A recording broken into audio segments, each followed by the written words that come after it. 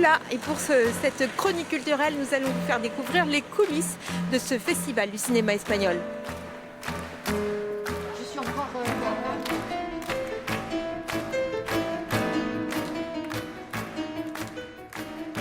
Présent pour cette 23e édition, le réalisateur mexicain Pablo Olmos Arrayales, venu présenter son premier long métrage, Rendez-vous, un thriller en noir et blanc tourné en une seule prise à Mexico. Alors vous avez une particularité, c'est que vous avez réalisé votre film Rendez-vous en plan séquence. Expliquez-nous.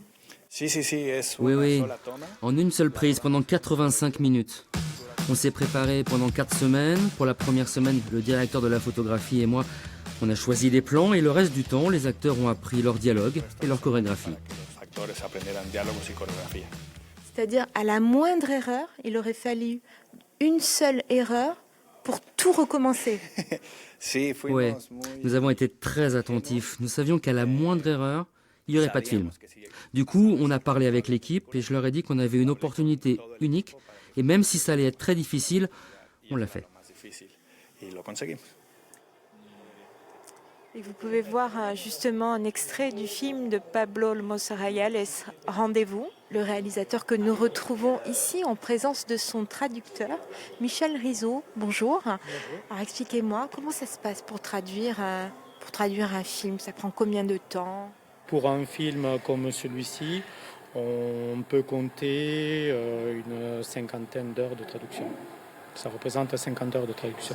C'est quoi la difficulté quand on est traducteur? On lit 6 fois moins qu'on entend. Ça veut dire qu'il faut considérer l'ensemble du film pour dire ce qui est important ou pas, ce qu'on laisse de côté. Est-ce qu'on résume? Est-ce qu'on laisse quelques aspects de côté? Voilà, c'est ça les difficultés du sous-titre. Merci beaucoup. Et puis je crois que vous avez traduit 3 films pour ce festival. Oui.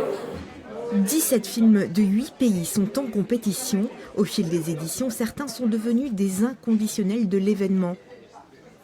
Nous rencontrons justement Marie-Josée. Bonjour, vous venez de Corté tous les jours, c'est ça? Oui. C'est la 2e année que je m'offre ce festival que je connais depuis 23 ans maintenant. Avant, c'était samedi. Maintenant que je suis à la retraite, j'en profite. Quand on va dans un cycle normal de distribution des films, on a les films américains, français, quelquefois allemands, etc. Mais l'espagnol, très rarement. Et ces petits bijoux, parce qu'on découvre des réalisateurs vraiment talentueux. Merci Marie-Josée, on va vous laisser profiter de cette séance. Les nouveaux visages qui sont entrés dans l'association, on ait réussi une aussi belle manifestation. Vraiment, ça me... Et attention, parce que ce soir-là, il va y avoir quelque chose de très spécial.